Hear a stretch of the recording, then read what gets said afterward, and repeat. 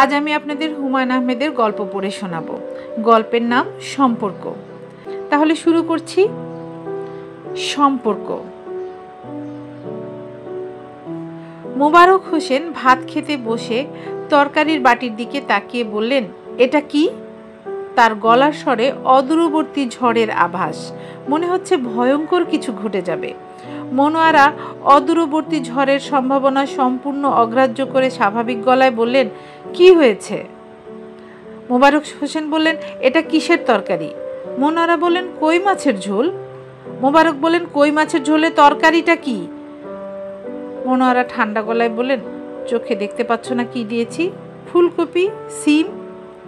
মোবারক ঝাঁজের সাথে বললেন, তোমাকে কতবার বলেছি ফুলকপির সঙ্গে সিম দেবে না। ফুলকপির এক স্বাদ, সিমের আলাদা স্বাদ। আমার তো দুটো জিভ না যে একটাই সিম খাবো আর অন্যটাই ফুলকপি। মনোয়ারা হাই তুলতে তুলতে বললেন, যে তরকারি খেতে ইচ্ছা করে সেটা নিয়ে খেলেই হয়। খেতে বসে খামাখা চিৎকার করছো কেন? এই তরকারি তো আমি মরে গেলেও খাবো না। না খেলে না খেও, ডাল আছে ডাল খাও। মোবারক বললেন, শুধু ডাল দিয়ে ভাত খাবো? মনোয়ারা তীক্ষ্ণ গলায় বললেন, এটা তো হোটেল না যে 14 পদের রান্না আছে। মোবারক হোসেনের প্রচণ্ড ইচ্ছা হচ্ছে তরকারির বাটি ছুঁড়ে মেঝেয় ফেলে দিতে। এই কাজটা করতে পারলে রাগটা ভালো দেখানো হয়। এতটা বাড়াবাড়ি করতে সাহসে কুলাচ্ছে না। মনোয়ারা সহজ পাত্রী না। তার চীনামাটির বাটি ভাঙবে আর সে চুপ করে থাকবে, এটা হবার না। মোবারক হোসেন কই মাছের ঝোলের বাটি ধাক্কা দিয়ে সরিয়ে উঠে দাঁড়ালেন। ধাক্কাটা হিসাব করে দিলেন যেন তরকারি পড়ে যায়, আবার বাটিটাও না ভাঙে। মনোয়ারা বললেন, কি হলো, খাবে না? মোবারক হোসেন কিছু না বলে ভাতের থালায় হাত ধুয়ে ফেললেন। থালায় আবার ভাত বাড়া ছিল। কিছুটা ভাত নষ্ট হলো। হাত অবশ্য ধোয়ার দরকার ছিল না, তার হাত পরিষ্কারই ছিল। খাওয়া শুরুর আগেই তো গন্ডগোল বেঁধে গেল। মনোয়ারা বললেন, ভাত খাবে না? মোবারক হোসেন বললেন, না, তোমার ভাতে আমি করে দেই। বাক্যটা খুব কঠিন হয়ে গেল। রাগের সময় এত হিসাব করে কথা বলা যায় না। তবে কঠিন বাক্যেও কিছু হলো না। মনোয়ারা খুবই স্বাভাবিক ভঙ্গিতে তরকারির বাটি, ডালের বাটি তুলে ফেলতে শুরু করলেন, যেন কিছুই হয়নি। মোবারক সাহেব স্তম্ভিত হয়ে পড়লেন। পরিবারের প্রধান মানুষটা রাগ করে বলছে ভাত খাবে না, কোথায় তাকে সাধাসাধি করবে? মনোয়ারা কি বলতে পারতো না, ভুল হয়েছে, ভবিষ্যতে আর কখনো সিম আর ফুলকপি একসঙ্গে রাঁধবো না? কিংবা বলতে পারতো, 2 মিনিট বসো, চট করে একটা ডিম ভেজে দিই, অথবা শুকনো মরিচ আর পেঁয়াজ কুচলে মরিচের ভর্তা বানিয়ে দিই। মরিচের ভর্তা তার অত্যন্ত প্রিয় খাবার। এই জিনিসটা বানাতে কতক্ষণ লাগে? তা তো না, ভাত তরকারি তুলে ফেলছে। 30 বছরের বিবাহিত জীবনের এই হলো ফসল। মোবারক হোসেনের তীব্র ইচ্ছা হলো বাড়িঘর ছেড়ে গৌতম বুদ্ধের মতো বের হয়ে পড়েন। এরকম ইচ্ছা তার প্রায়ই হয়। বাড়ি থেকে বের হন, রেল স্টেশনে গিয়ে ঘন্টাখানেক বসে থাকেন। মোল্লার দৌড় মসজিদ পর্যন্ত, আর তার দৌড় রেল স্টেশন পর্যন্ত। মোবারক হোসেন নান্দাইল রোডে রেল স্টেশনের স্টেশন মাস্টার। রাত 9টায় একটা আপ ট্রেন ছেড়ে দিয়েছে। তারপর তিনি খেতে এসেছেন। খেতে এসে এই বিপত্তি, সিম আর ফুলকপির ঘোট বানিয়ে বসে আছে। মোবারক হোসেন মাফলার দিয়ে কান ঢাকতে শুরু করলেন। এটা হলো তার ঘর ছেড়ে বাইরে যাবার সংকেত। অতি সহজে তার কানে ঠান্ডা লেগে যায় বলে তিনি সবসময় মাফলার দিয়ে কান ঢেকে রাখেন। আর এবছর তো তুন্দ্রা অঞ্চলের শীত পড়েছে। আগুনের উপরে বসে থাকলেও শীত মানে না। মনোয়ারা বললেন, কোথায় যাচ্ছ? তিনি জবাব না দিয়ে গায়ে চাদর জড়ালেন। মনোয়ারা আবার বললেন, স্টেশনে যাচ্ছ? তিনি এই প্রশ্নেরও জবাব দিলেন না। হাত মোজা পরতে লাগলেন। অবশ্য হাত মোজা পরা ঠিক হচ্ছে না। মনোয়ারা মাত্র কিছুদিন আগে হাত মোজা বুনে দিয়েছেন তাকে। তার উচিত এই হাত মোজা জোড়া নর্দমায় ফেলে দেয়া। কিন্তু বাইরে মাঘ মাসের দুর্দান্ত শীত। খোলা মাঠের উপর রেল স্টেশন, শীত সহ্য হবে না। গৌতম বুদ্ধ যদি নান্দাইল রোডে থাকতেন এবং মাঘ মাসে গৃহত্যাগ করতেন, তাহলে তিনিও হাত মোজা পরতেন, গলায় মাফলার বাঁধতেন। মনোয়ারা বললেন, রাতে ফিরবে? না ফিরলে বলে যাও, দরজা লাগিয়ে দিব। মোবারক ঝাঁজের সাথে বলল, যা ইচ্ছা করো। মনোয়ারা নির্বিকার গলায় বললেন, আমি কিন্তু শুয়ে পড়লাম। রাত দুপুরে ফিরে এসে দরজা ধাক্কাধাক্কি করবে না। এবার রেগে গেলেন মোবারক। তোর বাপের দরজা? সরকারি বাড়ির সরকারি দরজা, আমার যখন ইচ্ছা ধাক্কাধাক্কি করব। মনোয়ারা অত্যন্ত ঠান্ডা মেজাজে বললেন, তুই তোকারি করবে না, আমি তোমার ইয়ার বন্ধু না। চুপ, একদম চুপ, নো টক। মোবারক হোসেন অগ্নিদৃষ্টিতে স্ত্রীর দিকে তাকালেন। সেই দৃষ্টির অর্থ, তুমি জাহান্নামে যাও। তিনি ঘরের কোনায় রাখা ছাতা হাতে বের হয়ে গেলেন। তিনি বের হওয়া মাত্রই দরজা বন্ধ করার ঝপাং শব্দ হলো।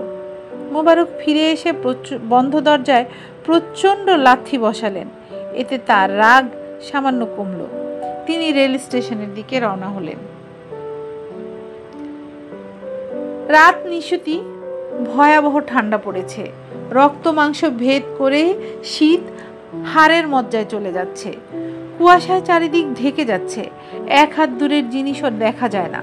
অথচ শুক্লপক্ষ, আকাশে চাঁদ আছে। মোবারক হোসেনের পকেটে 2 ব্যাটারির টর্চও আছে। টর্চ জ্বালাতে হলে চাদরের ভেতর থেকে হাত বের করতে হয়। তিনি তার প্রয়োজন বোধ করছেন না। গত 10 বছর ধরে তিনি এই রাস্তায় যাতায়াত করছেন। চোখ বেঁধে দিলেও চলে আসতে পারবেন। রেল স্টেশনের আলো দেখা যাচ্ছে। পয়েন্টসম্যান হেদায়েত স্টেশনেই ঘুমায়। সে মনে হয় আছে। আজ তার বোনের বাড়িতে যাবার কথা, মনে হয় যায়নি।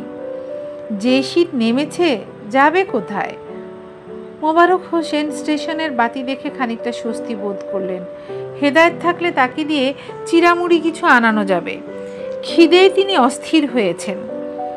উপোস অবস্থায় রাত পার করা যাবে না। বিকালেও কিছু খাননি। বিকেলে নাস্তা হিসেবে মুড়ি এবং নারকেল কোড়া দিয়েছিল। এমন গাধা মেয়ে ছেলে!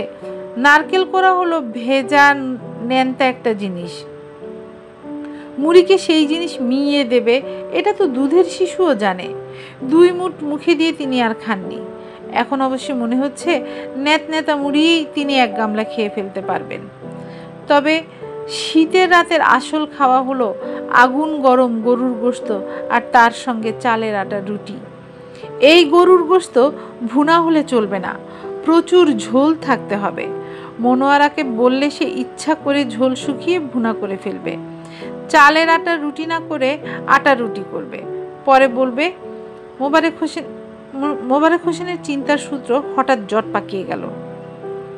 কারণ তার চোখে ধক করে সবুজ আলো এসে পড়ল। তিনি হুমড়ি খেয়ে পড়তে পড়তে নিজেকে সামলালেন।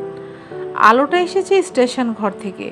কেউ মনে হয় টর্চ ফেলছে, পচা ব্যাটারির টর্চ বা এরকম কিছু। হঠাৎ চোখে পড়েছে বলে সবুজ রং বলে মনে হচ্ছে। টর্চের আলোর রং তো সবুজ হবার কোনো কারণ নেই। নান্দাইল রোড রেল স্টেশনটা এই অঞ্চলের মতোই একটা দরিদ্র। একটি ঘর, সেই ঘরে জানালা নেই। টিকিট দেওয়ার জন্য যে ফাঁকাটা আছে তাকে জানালা বলার কোনো কারণ নেই। মোবারক হোসেন যখন এই ঘরে বসে টিকিট দেন, তখন তার মনে হয় তিনি কবরের ভেতর বসে আছেন। মনকারনিকের তার সওয়াল জবাব করবে। সওয়াল জবাবের ফাঁকে ফাঁকে তিনি টিকিট দিচ্ছেন। সব স্টেশনের একটা টিউবওয়েল থাকে। যাত্রীরা ট্রেন থেকে নেমে পানি খায়, ফ্লাস্কে ভর্তি করে পানি নিয়ে ট্রেনে উঠে পড়ে। এই স্টেশনে কোনো টিউবওয়েল নেই, যাত্রীদের বসার জায়গা নেই। বছর 3 আগে 2টা প্রকাণ্ড রেইনট্রি গাছ ছিল। গাছ দুটার জন্য স্টেশনটা সুন্দর লাগতো। আগের স্টেশন মাস্টার গাছ কাটিয়ে 11,000 টাকায় বিক্রি করে দেন। এতে পরে তার সমস্যা হয়েছিল, তাকে বদলি করে দেয়া হয়েছিল। তার জায়গায় আসেন মোবারক হোসেন। তার চাকরি এখন শেষের দিকে। এই সময়ে কপালে কোনো ভালো স্টেশন জুটল না। জুটল ধ্যাদ্দেরা নান্দাইল রোড। স্টেশনের লাগোয়া কোনো চায়ের স্টল পর্যন্ত নেই। হঠাৎ চা খেতে ইচ্ছা হলে কেরামতকে পাঠাতে হয় বোয়াল বাজার। চা আনতে আনতে ঠান্ডা পানি মুখে দিয়েই থু করে ফেলে দিতে হয়। রেল স্টেশনের সঙ্গে চায়ের দোকান থাকবে না, এটা তো ভাবাই যায় না। এর আগে তিনি যে স্টেশনে ছিলেন সেখানে 2টা চায়ের দোকান ছিল। হিন্দু টি স্টল, মুসলিম টি স্টল, দুটা চায়ের দোকানের মালিকই অবশ্য মুসলমান। মোবারক স্টেশন ঘরের মাথায় এসে দাঁড়ালেন। চারিদিকে ধু ধু করছে, জনমানব নেই। স্টেশন ঘরের সামনে থেকে তার চোখে যে আলো ফেলছিল তাকেও দেখা যাচ্ছে না। মনে হয় কুয়াশার কারণে দেখা যাচ্ছে না। মোবারক হোসেন ঠিক করলেন লোকটাকে দু একটা কঠিন কথা বলবেন। মানুষের চোখে টর্চ ফেলা অসম্ভব বেয়াদবি। মহারানী ভিক্টোরিয়াও যদি কারো চোখে টর্চ ফেলেন সেটাও বেয়াদবি। স্টেশন ঘরে বাতি জ্বলছিল বলে তিনি দূর থেকে দেখেছেন, এটা সত্যি না। স্টেশন ঘরে বাতি জ্বলছে না। হেদায়েত নিশ্চয়ই বোনের বাড়ি চলে গেছে। মোবারক হোসেন তালা খুলে স্টেশন ঘরে ঢুকলেন। স্বস্তির নিঃশ্বাস ফেললেন। ঘরটা বাইরের মতো হিমশীতল না। উত্তরে বাতাস তাকে কাবু করে ফেলেছিল। বাতাসের হাত থেকে জীবন রক্ষা পেয়েছে। তিনি হারিকেন জ্বালালেন। তার ভয় ছিল হারিকেনের তেল থাকবে না। দেখা গেছে তেল আছে, সারা রাত জ্বলার মতোই আছে। স্টেশন ঘরে তার বিছানা ছিল, তোশক, লেপ, চাদর, বালিশ। খাওয়া এবং ঘুমানোর ব্যাপারে তার কিছু শৌখিনতা আছে বলে লেপ তোশক ভালো, বিছানার চাদরটাও ভালো। যদিও মোবারক হোসেনের ধারণা মাঝে মধ্যে হেদায়েত নিজের বিছানা রেখে তার বিছানায় শুয়ে থাকে, কারণ তিনি হঠাৎ হঠাৎ বিছানার চাদরে উৎকট বিড়ির গন্ধ পান। হেদায়েতকে জিজ্ঞাসা করেছিলেন। সে চোখ কপালে তুলে বলেছে, আমার কি বিছনার অভাব হইছে? বেটাকে একদিন হাতে নাতে ধরতে হবে।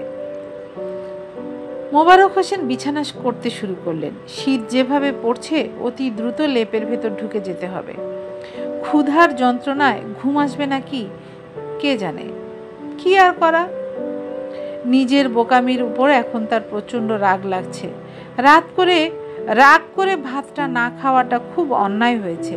তার চেয়েও অন্যায় হয়েছে বাড়ি ছেড়ে বের হয়ে আসা। তিনি কেন বাড়ি ছাড়বেন? এক কাপ গরম চা পাওয়া গেলে এই ভয়ঙ্কর রাতটা পার করে দেয়া যেত। মোবারক হোসেন ঠিক করে ফেললেন এবারের বেতন পেয়েই একটা কেরোসিনের চুলা কিনবেন, একটা সসপ্যান, চা পাতা, চিনি। যখন ইচ্ছা হলো নিজের চা নিজেই বানিয়ে খেলেন। মুড়ির টিনে কিছু মুড়ি থাকলো, মুড়ির সঙ্গে খেজুরের গুড়। শীতের রাতে মুড়ি আর খেজুরের গুড় হলো বেহেশতি খানা। ডিম না থাকলে সসপ্যানে পানি ফুটিয়ে একটা ডিম সিদ্ধ করে ফেলা, গরম ভাপ ওঠা ডিম সিদ্ধ লবণের ছিটা দিয়ে খাওয়া। উফ, মোবারক হোসেনের জিভে পানি এসে গেল। মোবারক হোসেনের খাদ্য সংক্রান্ত চিন্তার সূত্রটি আবারও জট পাকিয়ে গেল। আবারও তার চোখে সবুজ আলো ঝলসে উঠল, এমন কড়া আলো যে নিভলে চারদিক কিছুক্ষণের জন্য অন্ধকারে ডুবে যায়। হারিকেনের আলো সেই অন্ধকার দূর করতে পারে না। চিকাদের কিচকিচ জাতীয় কিছু আওয়াজ শুনলেন। শব্দটা দরজার কাছ থেকে আসছে। ছায়ামূর্তির মতো কিছু একটা দরজায় দাঁড়িয়ে। সবুজ আলোর ঝলক চোখ থেকে না গেলে ছায়ামূর্তির ব্যাপারটা পরিষ্কার হবে না। ভূতপ্রেত না তো, আয়াতুল কুরসিটা পড়া দরকার। সমস্যা হচ্ছে এই সূরাটা তার মুখস্থ নাই, মনোয়ারার আছে, সে কারণে আয়াতুল কুরসি পড়ে। সে কারণে অকারণে আয়াতুল কুরসি পড়ে, কে জানে এখনো হয়তো পড়ছে। খালি বাড়ি, মেয়ে ছেলে একা আছে, ভয় পাবারই কথা। শীতকালে আবার ভূত প্রেতের আনাগোনা একটু বেশি থাকে। মোবারক হোসেনের চোখে আলো সয়ে এসেছে। তিনি হাঁ করে দরজার দিকে তাকিয়েছেন। চিকার কিচকিচ শব্দটা সেখান থেকে আসছে। দরজা ধরে একজন মেয়ে মানুষ দাঁড়িয়ে আছে। কিচকিচ শব্দটা সেই করছে। যে দাঁড়িয়ে আছে সে আর যাই হোক ভূত প্রেত না। ভূত প্রেত হলে টর্চ লাইট নিয়ে দাঁড়িয়ে থাকবে না, ভূতের পায়ে বুট জুতা থাকবে না, মাথায় হেড জাতীয় জিনিসও থাকবে না, চোখে রোদ চশমাও থাকবে না। মোবারক হোসেন বিড়বিড় করে বললেন, আপনার পরিচয়? বলেই মোবারক হোসেন মেয়েটির দিক থেকে দৃষ্টি ফিরিয়ে নিলেন, কারণ তার ভয় হতে লাগলো মেয়েটি বলে বসবে আমি মানুষ না, অন্য কিছু। এখন তার মনে হচ্ছে ভূত প্রেতের হাতে টর্চ লাইট থাকতেও পারে, এটা বিচিত্র কিছু না। একবার তিনি একটা গল্পে শুনেছেন, রাতে এক ভূত সাইকেল চালিয়ে যাচ্ছিল, তবে সাইকেলের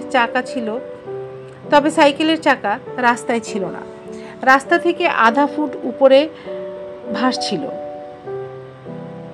ভূত যদি সাইকেল চালাতে পারে তাহলে টর্চ লাইটও হাতে নিতে পারে, রোদ চশমাও নিতে পারে, চিকার মতো কিচকিচও করতে পারে। আমার নাম এলা। আপনি কি আমার কথা এখন বুঝতে পারছেন? মোবারক হোসেন আবারও বিড়বিড় করে বললেন, জি। পরিষ্কার বুঝতে পারছেন? জি। বাংলা ভাষায় কথা বলছেন, বুঝবো না কেন? না, আমি বাংলা ভাষার কথা বলছি না। আমি আসলে কোনো ভাষাতেই কথা বলছি না। আমার চিন্তাগুলো সরাসরি আপনার মাথায় পাঠিয়ে দিচ্ছি। আপনি যে ভাষায় কথা বলছেন সেই ভাষাও আমি বুঝতে পারছি না, তবে আপনার মস্তিষ্কের চিন্তা বুঝতে পারছি। মোবারক হোসেন ক্ষীণ স্বরে বললেন, জি আচ্ছা, ধন্যবাদ। আপনি এই ক্ষমতাকে টেলিপ্যাথিক বিদ্যা ভাববেন না।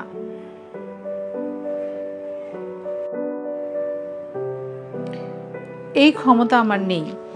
আমি এই কাজটার জন্য ছোট্ট একটা যন্ত্র ব্যবহার করছি।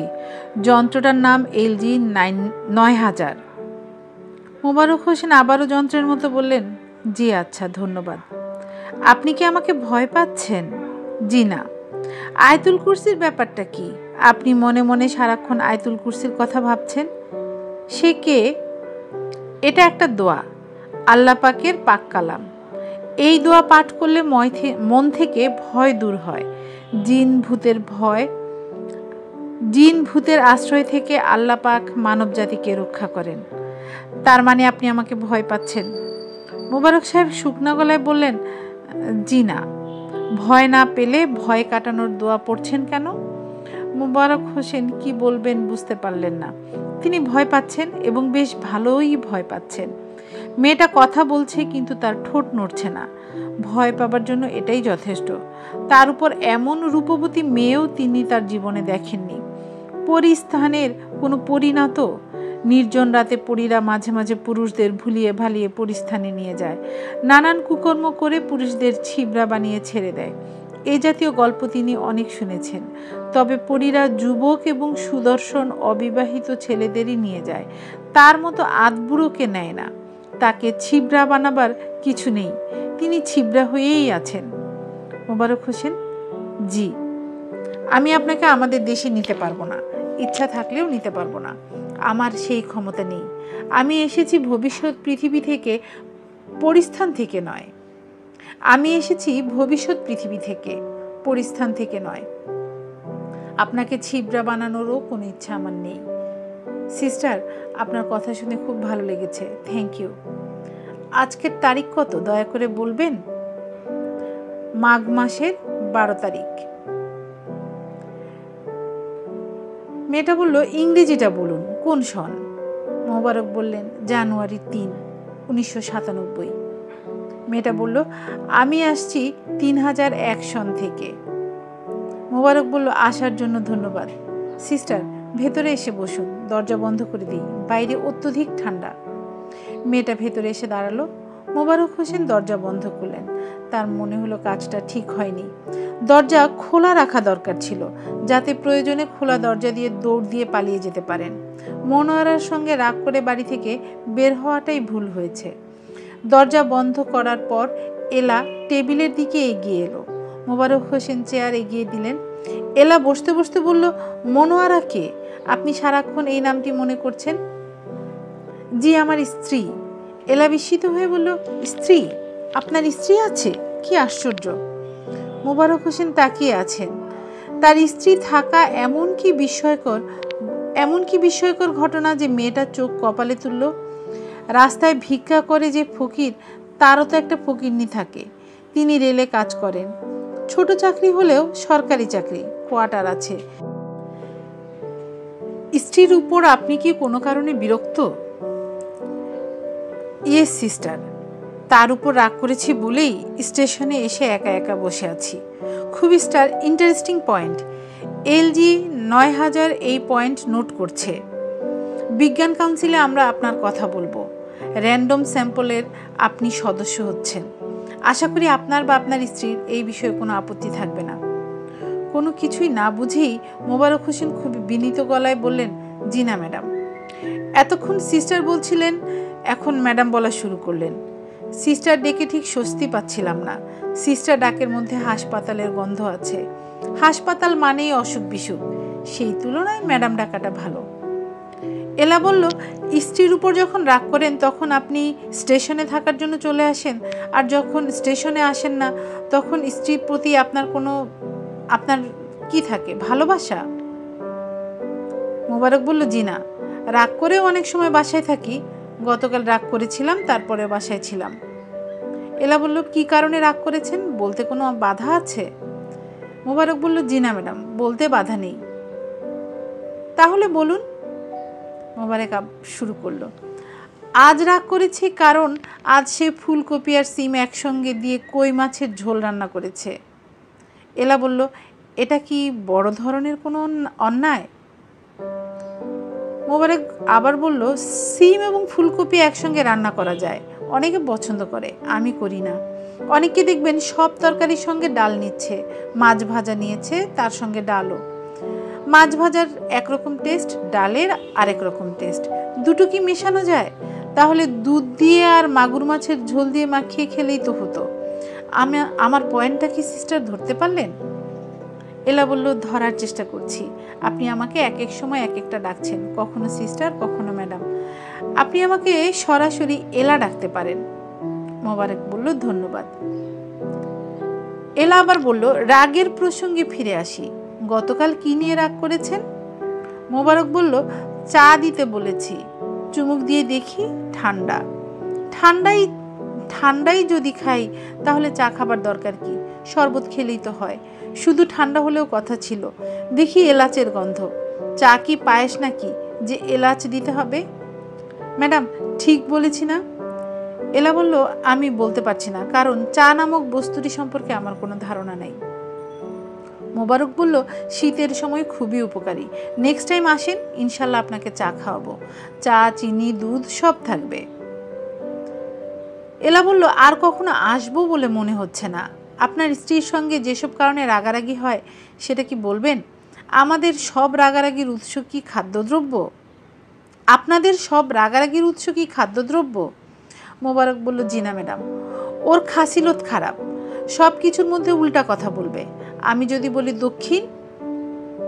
যদি দক্ষিণ বলি, আমার বলাটা যদি তার অপছন্দ হয়, দক্ষিণ না বলে তার বলা উচিত পূর্ব, পশ্চিম, তা বলবে না, সোজা বলবে উত্তর। আপনি কি বলতে চাচ্ছেন বিপরীত? মোবারক বলল, 110 ভাগ বিপরীত। 110 ভাগ বিপরীত মানে কি? 100 ভাগের বেশি তো কিছু হতে পারে না। মোবারক বলল, আপা, এটা কথার কথা। এলা বলল, আপা বলছেন কেন? মোবারক বলল, আপনাকে বড় বোনের মতো লাগছে, এই জন্য আপা বলছি। দোষ হয়ে থাকলে ক্ষমা প্রার্থী। দোষ ত্রুটি না, আপনার কথাবার্তা সামান্য এলোমেলো লাগছে। যাই হোক, পুরানো প্রসঙ্গে ফিরে যাই। আপনার এবং আপনার স্ত্রীর সম্পর্ক তাহলে ভালো না? মোবারক বলল, আপনি বলুন ম্যাডাম, ভালো হবার কোনো কারণ আছে? আপনারা কি একে অন্যকে কোনো গিফট দেন? একবারে যে দেই না তা না, ঈদে চাঁদে দেই, না দেওয়াই উচিত। এলা বলল, মোবারক বলল, তারপরেও দেই, তার জন্য যেসব কথা শুনতে হয়, উফ, সেই কথা আর বলার মতো না। এলা বলল, একটা বলুন শুনি।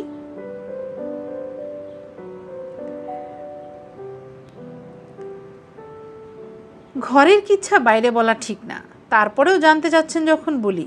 গত রোজার ঈদে আমি নিজে শখ করে একটা শাড়ি কিনে আনলাম, হালকা সবুজের উপর লাল ফুল, বড় ফুল না, ছোট ফুল। সে শাড়ি দেখে মুখ বাঁকা করে বলল, তোমাকে শাড়ি কে কিনতে বলেছে? লাল শাড়ি আমি পরি? আমি লম্বা মানুষ, বহরে ছোট জাকাতের শাড়ি একটা কিনে নিয়ে এসেছো। জাকাতের শাড়ি? এলা বলল, জাকাতের শাড়ি ব্যাপারটা বুঝলাম না। মোবারক বলল, গরিব দুঃখীকে দানের জন্য দেয়া শাড়ি, শাড়ি বলা ঠিক না, বড় সাইজের গামছা। এলা বলল, শেষ প্রশ্ন করি, আপনার স্ত্রীর প্রতি আপনার এখন তাহলে কোনো ভালোবাসা নেই? মোবারক বলল, ভালোবাসা থাকবে কেন বলুন? ভালোবাসা থাকলে এই শীতের রাতে আমি স্টেশনে পড়ে থাকি? এলা নামের মহিলা হাতের টর্চ লাইট জ্বালিয়ে কিছুক্ষণের জন্য চারিদিকে সবুজ আলোয় ছয়লাভ করে আবার বাতিটা নেভালো। মোবারক হোসেনের দিকে তাকিয়ে হাসি মুখে বলল, আপনি স্টেশনে থাকতে আসায় আমার জন্য খুব লাভ হয়েছে। মোবারক বলল, কি লাভ? এলা বলল, আপনার সঙ্গে দেখা হয়েছে, আপনার মতামত পেয়েছি, মতামত রেকর্ড করা থাকবে। মোবারক বলল, ম্যাডাম কি এখন চলে যাবেন? এলা বলল, হ্যাঁ চলে যাব। মোবারক বলল, তেমন খাতির যত্ন করতে পারলাম না, দয়া করে কিছু মনে নেবেন না, নিজ গুণে ক্ষমা করে দিবেন। এলা বলল, খাতির যত্ন যথেষ্টই করেছেন এবং আমি আপনার আচরণে মুগ্ধ। আপনাকে একটা সুসংবাদ দিতে যাচ্ছি। আমি মনে করি এই সুসংবাদ শোনার অধিকার আপনার আছে। জি ম্যাডাম, সুসংবাদটা বলেন। দুঃসংবাদ শুনে শুনে কান ঝালাপালা, একটা সুসংবাদ শুনে দেখি কেমন লাগে। এলা বলল, আপনার ভালো লাগবে। ভবিষ্যৎ পৃথিবী যেখান থেকে আমি এসেছি সেই পৃথিবীতে পুরুষ সম্প্রদায় নেই, শুধুই নারী। মোবারক হোসেনের মুখ হা হয়ে গেল। ভবিষ্যৎ পৃথিবীতে পুরুষ নেই, শুধুই নারী? এর মধ্যে সুসংবাদটা কোথায়? মোবারক ধরতে পারছেন না। ভবিষ্যৎ পৃথিবীতে শুধুই পুরুষ, নারী নেই, এটা শুনলেও তো একটা সুসংবাদ মনে হতো। এলা বলল, পৃথিবীর যাবতীয় সমস্যার 80% ছিল নারী পুরুষ ঘটিত সমস্যা, প্রেম ঘটিত সমস্যা, একসঙ্গে জীবনযাপনের সমস্যা। ইতিহাসে এমনও আছে যে শুধু একটি নারীর জন্য একটি নগরী ধ্বংস হয়ে গেছে। আছে না? মোবারক বলল, জি আছে, ট্রয় নগরী।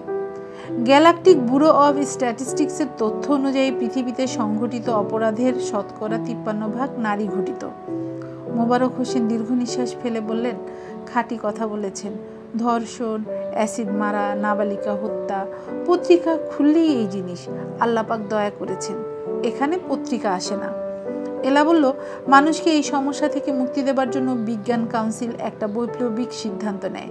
তাদের সিদ্ধান্ত হচ্ছে পৃথিবীতে পুরুষ এবং মহিলা বলে দু ধরনের মানব সম্প্রদায় থাকবে না, হয় থাকবে শুধু পুরুষ অথবা শুধু মহিলা। যুক্তিসঙ্গত কারণেই মহিলা রাখার সিদ্ধান্ত গ্রহণ করা হয়, কারণ মহিলাদের ভেতরেই 2 রকমের ক্রোমোজোম, এক্স এবং ওয়াই আছে। বুঝতে পারছেন তো? কিছু না বুঝেই মোবারক বলল, জি, আপনার কথাবার্তা পানির মতো পরিষ্কার, দুধের শিশুও বুঝবে। বংশবৃদ্ধির জন্য একসময় পুরুষ এবং রমণীর প্রয়োজন ছিল, এখন সেই প্রয়োজন নেই। মানব সম্প্রদায় বংশবৃদ্ধি এখন মাতৃগর্ভে হচ্ছে না। মানব সম্প্রদায়ের বংশবৃদ্ধি এখন আর মাতৃগর্ভে হচ্ছে না, ল্যাবরেটরিতে হচ্ছে। শিশু পালনের যন্ত্রণা থেকেও মানব সম্প্রদায়কে মুক্তি দেওয়া হয়েছে। মোবারক বলল, ও। এলা বলল, বর্তমান পৃথিবী সুন্দরভাবে চলছে, সমস্যাহীন জীবনযাত্রা। তারপরেও বিজ্ঞান কাউন্সিলে মাঝে মধ্যে প্রশ্ন ওঠে, পুরুষ শূন্য পৃথিবীর এই ধারণায় কোনো ত্রুটি আছে কিনা। তখনই তথ্য সংগ্রহের জন্য প্রাচীন পৃথিবীতে স্কাউট পাঠানো হয়। আমরা তথ্য সংগ্রহ করি। আমাদের পাঠানো তথ্য দৃঢ়ভাবে সমর্থন করে পুরুষ শূন্য পৃথিবী আদর্শ পৃথিবী। মোবারক হোসেন ভয়ে ভয়ে বললেন, আমরা পুরুষরা কি খারাপ? এলা বলল, আলাদাভাবে খারাপ না, তবে পুরুষ যখন মহিলার পাশে থাকে তখন খারাপ। সবুজ আলো আবারও চোখ ধাঁধিয়ে দিল। আলো নিভে যাবার পরেও অনেকক্ষণ পর্যন্ত মোবারক হোসেন চোখে কিছু দেখতে পেলেন না। অন্ধকার সয়ে আসার পর তিনি দেখলেন ঘরে আর কেউ নেই, তিনি একা। মোবারক হোসেন সিগারেট ধরালেন এবং সঙ্গে সঙ্গে নিশ্চিত হলেন এতক্ষণ যা দেখেছেন সবই চোখের ধান্দা।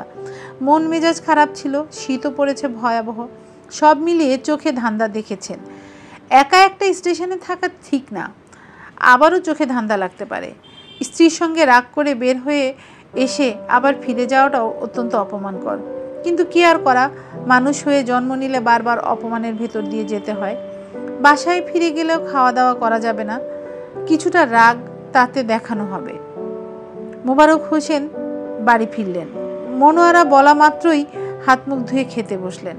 মনোয়ারা এরই মধ্যে ফুলকপি দিয়ে কই মাছের ঝোল করেছেন এবং সেই ঝোল এত সুস্বাদু হয়েছে যা বলার না। রান্নাবান্নার কোনো ইতিহাসের বই থাকলে কই মাছের এই ঝোলের কথা স্বর্ণাক্ষরে সেই বইয়ে লেখা থাকার কথা। মোবারক হোসেনের খুব ইচ্ছা করছে এই কথা স্ত্রীকে বলা, শুনলে বেচারি খুশি হবে, কিন্তু তিনি কিছু বললেন না, কারণ মনোয়ারার চোখ লাল এবং ফোলা। সে এতক্ষণ কাঁদছিল। মোবারক হোসেন যতবারই রাগ করে বাইরে চলে যান ততবারই মনোয়ারা কেঁদে চোখ ফুলিয়ে ফেলেন। এই তথ্যটা মোবারক হোসেনের মনে থাকে না। মোবারক হোসেন নরম গলায় বললেন, বউ ভাত খেয়েছো? মনোয়ারা ভেজা গলায় বললেন, না। মোবারক হোসেন ভাত মাখিয়ে নলা করে স্ত্রীর মুখের দিকে এগিয়ে বললেন, দেখি হা করো তো। মনোয়ারা বলল, ঢং করবে না তো, তোমার ঢং অসহ্য লাগে। অসহ্য লাগলেও এ ধরনের ঢং মোবারক হোসেন প্রায়ই করেন। এলা নামের মেয়েটাকে এই গুরুত্বপূর্ণ কথাটা বলা হয়নি। মোবারক হোসেন মনোয়ারার দিকে তাকিয়ে বললেন, কই খাও, ভাত হাতে কতক্ষণ বসে থাকবো? মনোয়ারা বললেন, বুড়া বয়সে মুখে ভাত, ছি। ছি বললেও তিনি এগিয়ে এলেন, তার মুখ ভর্তি লজ্জামাখা হাসি। ধন্যবাদ। যদি আপনারা আমার চ্যানেলে নতুন হয়ে থাকেন তাহলে অবশ্যই চ্যানেলটা সাবস্ক্রাইব করবেন। আমার গল্প পাঠ যদি আপনাদের ভালো লেগে থাকে তাহলে একটি লাইক এবং কমেন্ট করবেন। বন্ধু এবং পরিজনদের সাথে শেয়ার করতে পারেন।